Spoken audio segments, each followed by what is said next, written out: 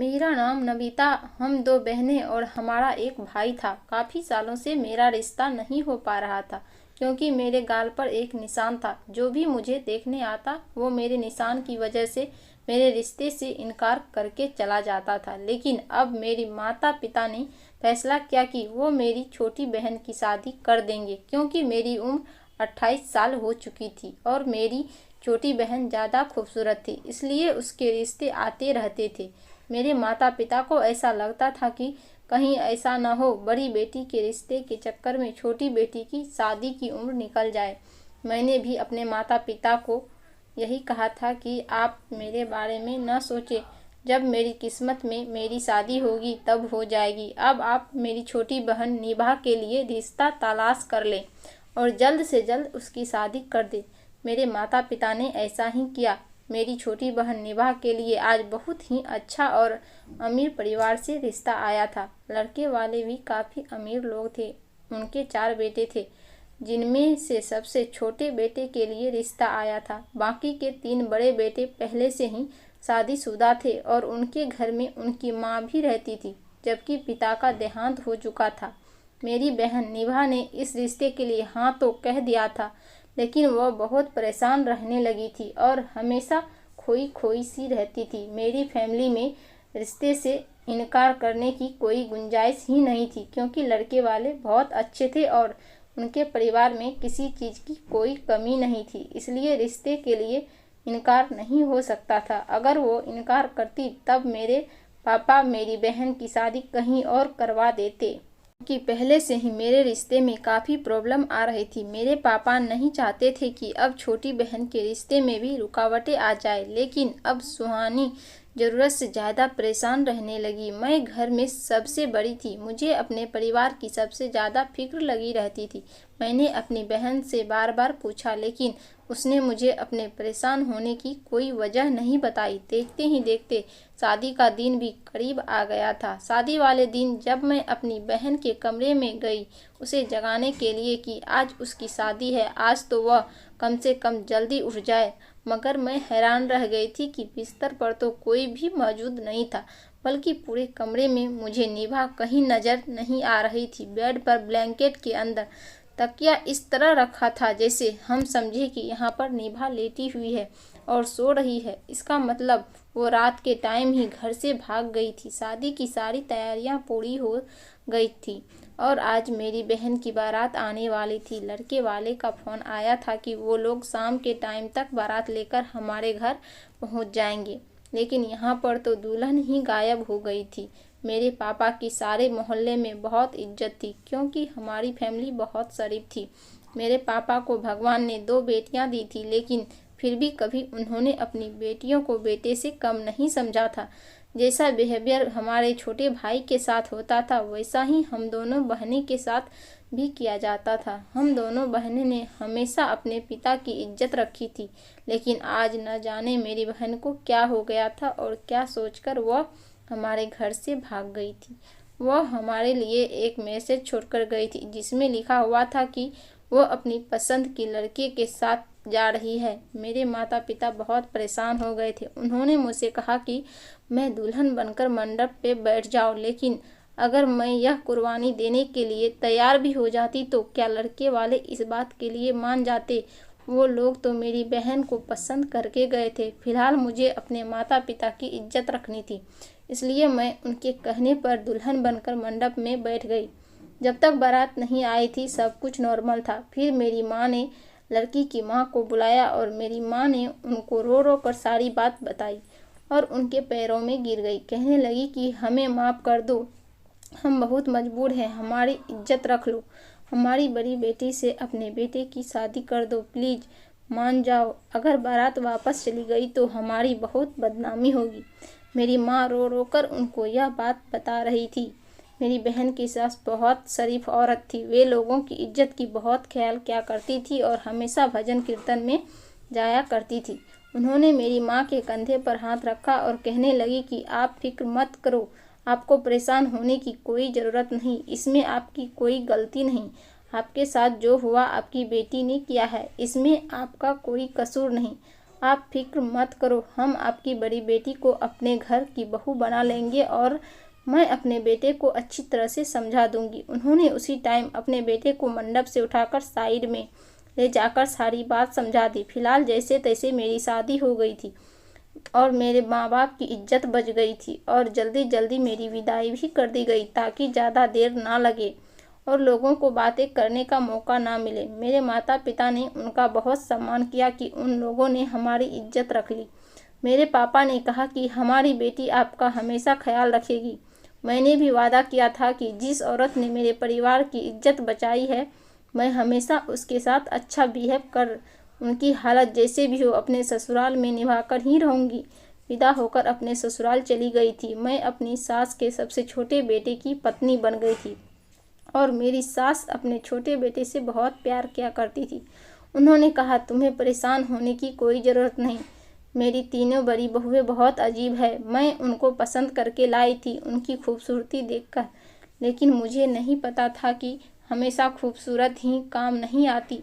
शादी होने के बाद उन्होंने अपना रंग दिखाना शुरू कर दिया था। तुम अपनी जेठानी की बातें एक कान से सुनकर दूसरे कान से निकाल देना कि तुम्हारा अपना घर है और तुम इस घर को हमेशा अपना समझना। मैं भी बहुत परेशान थी, अपने माता पिता के लिए भी और अपनी बहन के लिए। न जाने मेरी बहन किस हाल में होगी और उसने अपने इतने ज़्यादा प्यार करने वाले माता पिता की इज्जत को किस तरह से मिट्टी में मिला दिया था। लेकिन अब मेरी ज़िंदगी शुरू हो गई थी। मैं शादी के लिए बिल्कुल भी तैयार नहीं थी। मुझे क्या पता था कि आज मेरी बहन की जगह मेरी शादी हो जाएगी। मुझे लगा मेरी बहन खुद से ही भाग गई है और मुझे आग में झोंक गई, लेकिन ऐसा नहीं हुआ। वह तो बदकिस्मत थी जो इतने अच्छे ससुराल को लात मारकर चली गई थी, चाहे वो किसी बड़े बंगले में भी हो गई हो। लेकिन यह बात उस लड़के के परिवार वाले कभी नहीं भूलेंगे कि वो घर में भागकर गई है। कल को अगर भगवान ने उसे बेटी दे दी तो उसको सब यही कहेंगे कि तुम्हारी माँ अपने घर से भागकर आई थी और उसने तुम्हारे पिता से लव मैरिज की थी। लेकिन घर से भाग जाने वाली लड़कियां इस बारे में सोचती ही नहीं। इतनी सी बात इंसान क्यों नहीं समझता कि माता पिता हमारे लिए जो फैसला करते हैं वो फैसला बहुत बेहतर होता है। मेरी सास बहुत अच्छी औरत थी। कहते हैं कि जिसके दिल में भगवान बसते हैं वो इंसान बुरा नहीं हो सकता। बुरा इंसान हमेशा वही होता है जो भगवान को भूलकर बैठा होता है। मेरी सास सारा दिन भगवान के आगे हाथ जोड़कर प्रार्थना करती रहती थी और हमेशा पूजा पाठ में लगी रहती थी। वह मंदिर भी जाया करती थी। घर के मामला में ज़्यादा नहीं बोलती थी क्योंकि वह अपनी ही दुनिया में बिजी रहती थी। पता नहीं उनको देखकर मेरे दिल को सुकून सा आ जाता था। लेकिन इस घर में रहते हुए मैंने यह बात तो नोट की थी कि उनकी इस घर में कोई इज्जत नहीं। वह अपने घर की बड़ी थी, लेकिन उनको कोई भी बड़ा वाली इज्जत नहीं देता था। घर का कोई भी काम उनसे पूछकर नहीं किया जाता था। यहाँ तक कि उनके बेटे उनके साथ बहुत बदतमीजी करते रहते थे। मेरी सास ब्लड प्रेशर की मरीज थी। कोई भी बेटा उनके खाने पीने का ख्याल नहीं रखता था और न ही उनको डॉक्टर के पास ले जाता था। लेकिन आज मैंने घर में पूड़ियाँ बनाई थी। मैंने अपनी सास को कहा कि आपके लिए तला हुआ खाना अच्छा नहीं है, मैं आपके लिए कुछ और बना देती हूँ। उन्होंने कहा, नहीं, मुझे आदत नहीं है, जो बना है वही खा लूँगी। पूड़ियाँ खाने से मेरा बीपी कंट्रोल थोड़ी हो जाएगा, मुझे सब पता है, लेकिन मैं किसी पर बोझ नहीं बनना चाहती। मैंने कहा, मैं अलग से आपके लिए खाने का कुछ बना देती हूँ, आप फिक्र मत करो, दूसरा खाना बनाने में ज़्यादा देर नहीं लगेगी। और मैंने अपनी सास के लिए खाना बना दिया तो मुझे थोड़ी देर हो गई थी। मेरे पति भी घर आ चुका था और वो कमरे में चला गया, लेकिन मैं पीछे नहीं गई। जबकि उसने मुझसे कहा, जैसे ही मैं घर में आ जाऊँ तो तुम भी कमरे में आ जाया करो। मैंने कहा, मैं आपकी माँ के लिए ही खाना बना रही थी, आपको इतना गुस्सा करने की क्या ज़रूरत है। मेरे पति ने उल्टा मुझ पर ही गुस्सा करना शुरू कर दी। कहने लगा कि पिछले 1 घंटे से मैं घर पर आया हुआ हूँ, तुम मुझसे खाने के लिए भी नहीं पूछ सकती, तुम्हें कम से कम मेरा ख्याल तो रखना चाहिए। चलो मेरे लिए जाकर खाना लाओ। मैंने कहा, मैं तो आपकी माँ की सेवा कर रही थी, कुछ गलत नहीं कर रही थी, आपको तो इस बात से खुश होना चाहिए। मेरे पति ने कहा कि कोई ज़रूरत नहीं, मेरी माँ की सेवा करने की। घर में 3-3 भाभियाँ हैं, उनमें से एक भी उसकी सेवा नहीं करती। अगर ये जिम्मेदारी तुम अपने सर पर लोगी तो फिर तुम्हें ही हमेशा सब कुछ करना पड़ेगा। तुम मेरे हिस्से का टाइम मेरी माँ को दोगी तो मैं खुश नहीं रहूँगा। मैं हैरान थी अपने पति की बातें सुनकर। आखिरकार मेरी बूढ़ी सास की भी तो किसी की सेवा करनी चाहिए। मेरी पति ने कहा कि तुम मेरी माँ को छोड़ो, वह अपना ख्याल खुद रख सकती है, उनके पास बहुत पैसा था। मुझे इस बात पर अजीब लगा, लेकिन फिर मैं भी अपनी सास की सेवा करती थी, क्योंकि मैं बात नहीं भूल सकती थी कि एक दिन उन्होंने हम पर बहुत बड़ा एहसान किया था। अगर उस टाइम इनकार कर देती और सब लोगों के सामने हंगामा मचा तो हमारी इज्जत सबके सामने बर्बाद हो जाती। मेरी ससुराल दूसरे शहर की थी, इसलिए हमारी रिश्तेदारों या आस पड़ोस के लोगों को मेरी बहन के बारे में पता ही नहीं चला था, और यह भी नहीं पता था कि अपनी बहन की जगह विदा होकर मैं गई हूँ। वह यही समझ रहे थे कि मेरी बहन विदा हो गई और मैं अपनी जॉब के सिलसिले में दूसरे शहर चली गई। मेरे माता पिता ने रिश्तेदारों और मोहल्ले वालों से भी कह दिया था कि मेरी बहन अपने पति के साथ उसकी नौकरी की वजह से विदेश में शिफ्ट हो गई और मैं दूसरे शहर में बहुत अच्छी पोस्टिंग पर जॉब पर लग गई और परमानेंट अपनी जॉब पर ही रहने वाली हूँ। मैं काफ़ी बड़े खेती और इसलिए मेरी जॉब भी अच्छी जगह लग गई है। मेरे माता पिता अपनी इज्जत बचाने के लिए बहुत से झूठ बोलते रहे थे, क्योंकि जमानत वजह मानता है, क्योंकि लोगों को तो जवाब देना ही पड़ता है। गर्मियों का मौसम आ रहा था और मेरी सास ने सबकी कमरे में एसी लगवा दिए थे और कुछ शॉपिंग करने के लिए एसी पैसे भी दिए थे। लेकिन जब मेरी सास ने मुझे पैसे दिए तो मैंने कहा मुझे पैसे नहीं चाहिए, अभी अभी तो मेरी शादी हुई है, मेरे पास पहनने के लिए बहुत सारे कपड़े हैं। मेरी जेठानी ने कहा फिर तुम्हारे हिस्से के पैसे भी मुझे दे दो, क्योंकि हमारी शादी को तो बहुत टाइम हो गया है और हमारे पास इतनी ज़्यादा कपड़े पहनने के लिए नहीं है जितने तुम्हारे पास हैं। यह बात कहकर वो ज़ोर ज़ोर से हंसने लगी। मेरी सास ने मेरी जेठानी से कहा कि कोई बात नहीं, तुम्हें फिक्र करने की कोई ज़रूरत नहीं, यह नविता के पैसे हैं, जब उसको चाहिए होंगे वो मुझसे ले लेगी, मैं इन पैसों को अपने पास रख लेती हूँ। इस बात पर मेरी जेठानी ने कहा कि आपके पास तो बहुत कुछ पड़ा हुआ है, लेकिन पता नहीं वो सिर्फ है भी या नहीं। इतना कहकर वह अपने कमरे में चली गई थी। मेरी तीनों जेठानी मेरी सास को किसी न किसी बात पर ताने मारती रहती थी। मैंने अपनी सास से कहा कि आप क्यों इन सब लोगों की बातें सुनती रहती हो, इस घर की बड़ी हो और इन लोगों को जवाब क्यों नहीं देती। उन्होंने कहा मुझे जवाब देने की आदत नहीं, मैं सब कुछ खामोशी से सहन करती रहती हूँ। इन सब की खुशकिस्मती समझो, यह मेरी बदकिस्मती कि तुम्हारे ससुर उनकी शादियों से पहले ही इस दुनिया से चला गया, नहीं तो आज इन लोगों की मेरे सामने बोलने की हिम्मत भी नहीं होती और तुम्हारे ससुर लोगों को अच्छी तरह से ठीक कर देते। वो तो बहुत ही ज़्यादा करप्ट इंसान थे, बस वो इस दुनिया से जल्दी चले गए। सारी ज़िंदगी उन्होंने पैसे कमाए और जब घर बैठने का वक्त आया तो सुख नहीं उठा सके, तभी तो ये बच्चे इस कदर बिगड़े हुए हैं और आज मेरी बात भी नहीं सुनते। इसलिए मैंने इनके मैटर में कभी नहीं भूलती। लेकिन एक बात ज़रूर थी, मेरी तीनों जेठानी के पास अभी तक कोई औलाद नहीं थी। उनकी शादी मेरी शादी से काफ़ी सालों पहले हुई थी। मैं अपने पति से छुपाकर अपनी सास की सेवा करती थी और उनके कमरे में उनसे बातें करने के लिए भी जाया करती थी कि मेरे पति को पता न चल जाए। लेकिन एक दिन अचानक घर पर आ गए जब मैं अपनी सास के कमरे में मौजूद थी और उनके पैर दबा रही थी। मेरी सास ने मुझसे कहा कि तुम फ़ौरन अपने कमरे में चली जाओ, वरना तुम्हारा पति आते ही तुम्हें बुरी तरह से डांटेगा। मैं सोच रही थी तो मुझे ज़रूर पड़ेगी। जैसे ही मैं अपने कमरे में गई तो मेरे पति ने कहा कि जितनी चालाक तुम हो उतनी चालाक तुम लगती नहीं हो, लेकिन तुम बहुत ज़्यादा चालाक हो। मैंने कहा कि तुम्हारा क्या मतलब है? तो मेरे पति ने कहा कि तुम माँ की सेवा इसलिए कर रही हो क्योंकि तुम्हें भी पता चल गया है कि सारी संपत्ति मेरी माँ के ही नाम है और वह जल्द ही अपनी संपत्ति लिखने जा रही है। इस बात पर मैंने अपने पति से कहा कि ऐसी कोई बात नहीं, आपको गलतफहमी हो रही है। मैं उनकी सेवा सिर्फ इसलिए करती हूँ क्योंकि उन्होंने हम पर बहुत बड़ा एहसान किया। मेरे पति ने कहा इसमें तुम्हारा कोई कसूर नहीं। इस बात पर मैंने राहत की सांस ली कि चलो मेरे पति ने कोई तो अच्छी बात कही थी कि इसमें मेरा कोई कसूर नहीं। मेरा पति इस बात को मानता है। मुझे लगा हर बात के लिए मुझे ही कसूरवार ठहराया जाएगा। मेरी बहन की ना तो कोई कॉल आई थी और ना ही उसके बारे में हमें कोई खबर मिली थी और उसने हमसे बात करने की कोई कोशिश नहीं की थी। यही सब सोच सोच कर मुझे रोना आ गया था। वैसी पलट कर गई थी कि दोबारा वापस नहीं आई। एक दिन मेरे बड़े जेठ के कमरे से लड़ाई झगड़े की आवाज़ आ रही थी। यहाँ तक कि मेरे पति की आंख भी खुल गई थी। उन्होंने कहा कि यह सब तो यहाँ पर रोज़ का काम है। अगले दिन चारों भाई बहन बैठे थे और मुझे सब लोगों के लिए जूस बनाने के लिए कहा गया था। मैं सब लोगों के लिए जूस लेकर आ गई थी। मैंने सुना कि वह सब लोग वसीयत के बारे में बात कर रहे थे।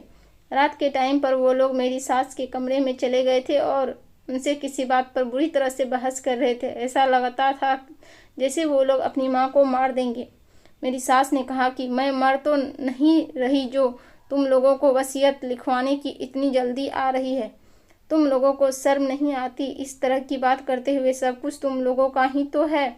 मेरे तीनों जेठ और उनकी पत्नियां का मेरे साथ से यही कहना था कि अपने जीते जी आप हमें सारा हिस्सा लिख कर दे दो, नहीं तो बाद में बहुत परेशानियां होंगी। फिर अभी तो आपके साइन करने से सब कुछ ठीक हो जाएगा, बाद में सब भाई आपस में बुरी तरह से लड़ेंगे और बहुत सारी परेशानियां खड़ी हो जाएगी। अगर हमारे पिता जिंदा होते तो अब तक कोई सब कुछ कर चुके होते। मेरे सास ने कहा, पिताजी होते तो तुम सब लोगों के मुंह पर थप्पड़ मार देते कि तुम लोगों की माँ जिंदा है और तुम लोगों को वसीयत की पड़ी है। मैं सारा घर चला रही हूँ, तुम लोगों के अच्छे बुरे सारे खर्चे उठाती हूँ। घर में राशन भी मेरे पैसों की ही आती है। तुम लोगों ने भी घर में 1 रुपया की खर्चा नहीं किया करता। वक्त तुम लोग अपनी फैमिली पर ही खर्चा करते हो। कभी किसी ने मेरा ख्याल नहीं की क्या? और मैं हूँ कि हमेशा तुम लोगों की ही ख्याल करती हूँ। फिर भी तुम लोग आज मेरे सामने खड़े होकर मुझसे इस तरह की बातें कर रहे हो। पहले तो 30-40 हज़ार में घर का खर्च चलता था, अब तो लगभग 1 लाख रुपये से ज़्यादा खर्च करने पर भी घर का खर्चा नहीं चलता। मेरी सास बहुत पढ़ी लिखी औरत थी, वह अच्छी सोच रखती थी और उन्होंने अपने बेटों से सीधी बात कर दी। उनकी बात सुनकर उनके बेटे खामोश हो गए थे। मैं इस मैटर में बोलने लगी तो मेरे पति ने कहा कि तुम्हें ज़्यादा बोलने की ज़रूरत नहीं। मेरे पति कहने लगे, भाभीियों को देखो, हर बात में अपने पति का साथ देती है और तुम मेरी माँ की नौकरानी बनकर रह गई हो। ऐसा लगता है शायद तुम्हारी बहन तुमसे ज़्यादा समझदार होगी। तुमसे शादी करने से अच्छा था कि मैं तुम्हारी बहन से ही शादी कर लेता। हम दोनों पति पत्नी इसी बात को लेकर खूब बहस कर रहे थे और बसी छोटी सी लड़ाई बहुत ज़्यादा बड़ी बन गई थी। उन लोगों ने ज़बरदस्ती अपनी माँ को इंसल्ट करना शुरू कर दिया था ताकि वो तंग आकर खुद ही अपनी जायदाद अपने बेटे के नाम पर कर दे। घर में हर रोज़ लड़ाई झगड़े होने लगे थे। मेरी सास ने कहा कि जब तक मैं जिंदा हूँ तब तक ऐसा नहीं होगा। मैं अपने जीते जी तुम लोगों के नाम कुछ भी नहीं करूँगी। घर में बड़ी परेशानी वाला माहौल हो गया था। मैं परेशान रहने लगी थी और मेरी सास भी परेशान थी। मेरी सास ने कहा कि मेरा दिल कर रहा है कि मैं अपने बेटे को कुछ न दूँ क्योंकि ये लोग किसी चीज़ के भी काबिल नहीं थे। मेरी सास ने अपने बेटे से कहा कि मेरे पति ने यह सब कुछ बनाया है, तुम लोगों ने नहीं बनाया। तुम लोगों को घर में रहा है, खाना मिल रहा है, यही तुम लोगों के लिए काफ़ी है। इसी में तुम लोगों को खुश हो जाना चाहिए। मेरी सास ने अपने बेटे से यहाँ तक कह दिया था कि दिल तो करता है कि मैं अपनी सारी जायदाद गरीबों को दान कर दूं और सुकून से मर जाऊं। मेरी सास बहुत ज़्यादा परेशान रहती थी कि इंसान अपनी औलाद के लिए इतनी परेशानियां झेलता है और अपने बच्चे को कितनी तकलीफ़ से पैदा करता है, इसके बाद भी वह तकलीफ़ उठाता है। जब तक जिंदा रहता है बच्चों के बारे में सोचता रहता है। मेरी सास ने कहा, मैं 4 बेटों की माँ हूँ, लेकिन आज मुझे इस बात पर बहुत शर्मिंदगी हो रही है कि मेरा एक भी बेटा ऐसा नहीं है जिसने कभी मेरा ख्याल किया हो। उधर मेरी सास के बेटों ने प्लान लिया था कि प्रॉपर्टी के पेपर बनवा लेते हैं और इस घर माँ के साइन के बजाय उनका अंगूठा लगवा देते हैं। वो लोग धोखाधड़ी से काम कराना चाहते थे। उन्होंने सोचा कि उनकी माँ को पता भी नहीं चलेगा, ज़बरदस्ती अंगूठा ले लेंगे। लेकिन यह बात मेरी सास ने सुन ली थी और अपने बेटे की बहुत सारी बातें भी सुनी थी, यहाँ तक कि वो रो रो कर बेहोश हो गई थी। उन्होंने अपने बेटे से इतना भी ज़्यादा बुरी उम्मीद नहीं थी। उनके बेटे हद से ज़्यादा गिर गए थे। उन्होंने कहा कि मुझे नहीं पता था कि मेरे बेटे इस हद तक गिर गए हैं कि अब उन्होंने हद ही पार कर दी। उनकी पत्नियां दिन रात अपने पतियों के दिमाग खराब करती रहती थी और मेरा पति भी अपनी भाभी की ही बात सुनता था। मेरी सास ने कभी किसी बहू के साथ कोई बदतमीजी या बुरा सलूक नहीं किया था, कभी उनसे बदतमीजी से बात तक नहीं की थी, फिर भी वो सब उनके दुश्मन बनी हुई थी। यह सोचकर मुझे बहुत बुरा लगता था। एक रात हमारे घर में बहुत ज़्यादा झगड़ा हो गया था। सब लोगों ने अपनी हद पार कर दी थी। आज चारों बेटों ने अपनी माँ पर हाथ तक उठा लिया था।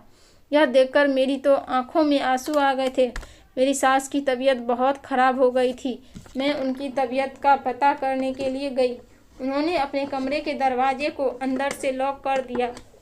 मैंने सोचा शायद वो बहुत परेशान है। मैंने उनको तंग करना ठीक नहीं समझा था। उसके बाद मैं भी अपने कमरे में जाकर सो गई थी। मेरी सास को पता चला था कि उनके बेटे इस हद तक गिर चुके हैं। वह बहुत ज़्यादा उदास रहने लगी थी। मेरी सास मेरे अलावा किसी पर भी भरोसा नहीं करती थी, क्योंकि उनके अपने बच्चे ही उनकी जान के दुश्मन बन हुए थे। एक दिन मेरे पति ने कहा कि मेरी माँ तुम पर बहुत भरोसा करती है। हमारे हाथ से तो कभी वो एक गिलास पानी लेकर भी नहीं पीती, तो माँ को चाय में मिलाकर बेहोशी की दवाई दे दो ताकि हम उनका अंगूठा लगवा लें। मैंने कहा मैं ऐसा बिल्कुल भी नहीं करूँगी। मेरी सास मेरी माँ समान है और मैं अपनी सास के साथ गलत नहीं कर सकती। मेरे पति ने कहा कि इसमें तुम्हारा ही फायदा है। मेरे पास जितने भी प्रॉपर्टी आएगी तो तुम्हें ही मिलेगा। तो मेरी भाभीियों की तरफ देखो, वो कितने समझदार हैं। एक मेरी किस्मत फूट गई है जो मैंने तुमसे शादी कर ली और तुम मुझे मिल गई हो। बस करो, यह दिखावा करके तुम्हें कुछ नहीं मिलेगा। वो तुम्हारी सास है और सास बहू में कभी कोई दोस्ती नहीं हो सकती। मेरे पति ने मुझे पहले बहुत प्यार से समझाया। मैंने साफ इनकार कर दिया था। फिर उसने मुझे काफ़ी सारी बातें सुनाना शुरू कर दी और मुझसे खूब लड़ाई झगड़ा करने लगा कि मैं तुम्हें तलाक दे दूंगा। मैंने कहा तुम जैसे इंसान के साथ मैं रहना नहीं चाहती। इससे अच्छा है कि तुम मुझे तलाक ही दे दो। जो इंसान अपनी माँ के साथ धोखा करने को तैयार है, कल को वह अपनी पत्नी को भी बेच देगा। इस बात पर मेरे पति ने मेरे मुंह पर जोरदार थप्पड़ मार दिया। मेरी सास ने मेरे चेहरे पर थप्पड़ का निशान देख लिया। उन्होंने मुझसे पूछा कि तुम्हारे चेहरे पर क्या हुआ है। मैंने कहा मैं सीढ़ियों से गिर गई थी, इसलिए चोट लग गई। मेरी सास कहने लगी कि बेटी मैं बूढ़ी हो चुकी हूँ, मुझे पता है कि तुम गिरी नहीं है, बल्कि तुम्हारे पति ने तुम पर हाथ उठाया है। मैं सच कह रही हूँ ना, तुम मुझसे कुछ छुपा रही हो। अब साफ साफ बता दो क्या बात है। मैंने उनको सच बात तो नहीं बताई थी, क्योंकि मैं उनको और ज़्यादा परेशान नहीं करना चाहती थी, लेकिन शायद वो सारी बात समझ रही थी। मुझे देखते ही उनकी आंखें भर आई थी और वो रोने लगी थी। इसी तरह से दिन गुजरते चले जा रहे थे। एक दिन ना जाने क्या हुआ, मुझे रात को टाइम से पहले ही नींद आ गई थी, लेकिन लगभग रात के 2 बजे अचानक मेरी सास के चिल्लाने की आवाज़ आने पर मेरी आंख खुल गई। मैं उनके कमरे की तरफ भागी। जैसे ही मैं अपनी सास के कमरे में गई, मैंने देखा मेरी सास के चारों बेटे और उनकी पत्नियां वहीं पर खड़ी हुई थी। मैं हैरान थी कि अब न जाने क्या हो रहा है।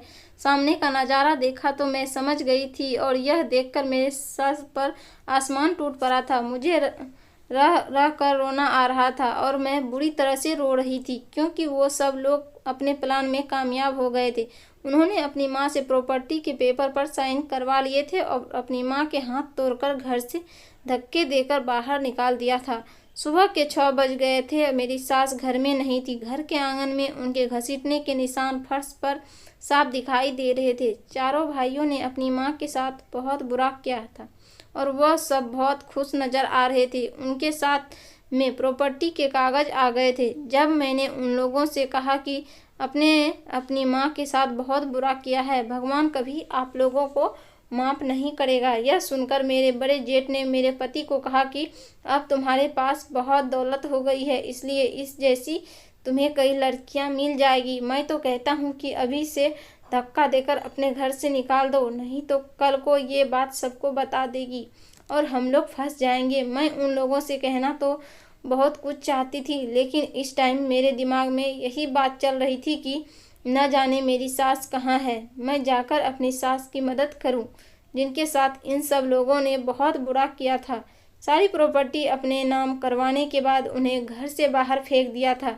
मैं फौरन घर से बाहर निकलकर जाने लगी थी। जाने से पहले मैंने सब लोगों से इतना ज़रूर कहा था कि तुम लोगों ने जो पाप अपनी माँ के साथ किया है उसके किए सज़ा तुम्हें ज़रूर मिलेगी।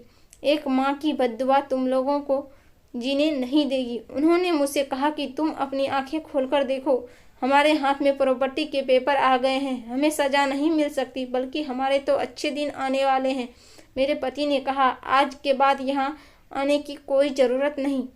क्लर्क के पेपर्स तुम्हारे घर भिजवा दूंगा और तुम्हारे परिवार वालों को बदनाम कर दूंगा। यह बात सुनकर मेरी आंखों में आंसू आ गए थे। वे फौरन उस घर से बाहर निकल कर आ गई थी और अपनी सास को तलाश करने लगी। लेकिन जैसे ही मैंने घर के बाहर कदम रखा, मैंने अपने दोनों कानों पर हाथ रख लिया, क्योंकि हमारे घर में अचानक ही ब्लास्ट हो गया था। शायद हमारे घर में सिलेंडर फट गया था। घर में बुरी तरह से आग लग गई थी और वहाँ पर बहुत ज़्यादा लोगों की भीड़ इकट्ठी हो गई थी। फायर ब्रिगेड को भी बुलाया गया था। घर बुरी तरह से जलकर राख हो गया था। मैंने इतनी खतरनाक आग पहले कभी नहीं देखी थी। यहाँ तक कि मैं काफ़ी दूर चली गई थी। थोड़ी देर के बाद इतना ज़ोरदार धमाका हमारे घर पर हुआ था कि मैंने अपने कानों को बंद कर लिया था। इस हादसे की वजह से बहुत सारे घरों पर भी असर हुआ था, लेकिन मेरी ससुराल का घर पूरी तरह से बर्बाद हो गया था। जब मैंने यह बात कुछ देखा तो मैं हैरान रह गई थी। उसके बाद मेरी नज़र आसमान की तरफ चली गई थी कि क्या ये लोगों को सज़ा मिली थी, क्योंकि घर को देखकर तो ऐसा ही लग रहा था कि कोई भी जिंदा नहीं बच होगा। शायद मेरी ज़िंदगी लिखी हुई थी। तभी तो मैं फ़ौरन ही उस घर से बाहर निकल कर आई थी। मैंने अपनी सास को तलाश कर लिया था और उनको अस्पताल में एडमिट करवा दिया था और उनका ट्रीटमेंट करवा। कुछ दिन बाद मेरी सास का हाथ भी ठीक हो गया था और उनको पता चल गया कि उनके तीनों बड़े बेटे इस दुनिया से जा चुके हैं और तीनों बहनें भी इस तरह से जल गई थी और वो भी इस दुनिया से नहीं रही। लेकिन उनका सबसे छोटा बेटा जो मेरा पति था, उसकी हालत अभी सीरियस थी और वह अस्पताल में एडमिट था। वो जिंदा था मगर कुछ बोल नहीं पा रहा था। यह खबर मैंने अपनी सास को बताई तो वह खामोश हो गई थी। ऐसा लगता था कि वह कोमा में चली गई थी या उनको समझ नहीं आ रहा था कि मैं क्या करूं। लेकिन कुछ दिनों बाद खबर आई थी कि इलाज के दौरान मेरा पति भी इस दुनिया से चला गया था। अब हम सास बहू अकेले ही बचे थे। काफ़ी दिनों के इलाज के बाद मेरी सास बिल्कुल ठीक हो गई थी। मेरे पति की हालत बहुत ज़्यादा सीरियस थी, इस वजह से डॉक्टर उन्हें बचा नहीं पाए थे। मैं अपनी सास के पास उनके दूसरे घर में रहती हूँ जो पहले उन्हें किराए पर दिया हुआ था। मैं अपनी सास को अकेला नहीं छोड़ सकती थी। अब मैं जॉब करती हूँ और अपनी सास का बहुत ख्याल रखती हूँ। मेरी सास मेरा अपनी बेटियों की तरह ख्याल रखती है। उनके बेटों ने तो लालच की हद ही पार कर दी थी, लेकिन उन सब लोगों को उनके किए की सज़ा मिल गई थी। भगवान ने उनको दुनिया में ही सज़ा दे दी थी और इस हादसे के बाद काफ़ी लोगों को यह बात पता चल गई थी कि किसी माँ का दिल दुखाने की बहुत बड़ी सज़ा होती है। इसलिए कभी भी अपनी माँ का दिल नहीं दुखाना चाहिए। एक माँ ही होती है जो हम लोगों की अच्छी बुरी परेशानी को समझ जाती है। बुढ़ापे में अगर हम अपने माता पिता का सहारा नहीं बनते तो ये हमारी सबसे बड़ी गलती है। माँ बाप को निराश करने वाला कभी खुश नहीं रहता और उस इंसान से भगवान भी नाराज़ हो जाते हैं। मैं जॉब करती हूँ और अपनी सास का खर्चा खुद उठाती हूँ। हम सास बहू इज्जत की ज़िंदगी जी रहे हैं और बहुत बेफिक्र हैं। दोस्तों, उम्मीद करती हूँ आपको हमारी कहानी पसंद आई होगी।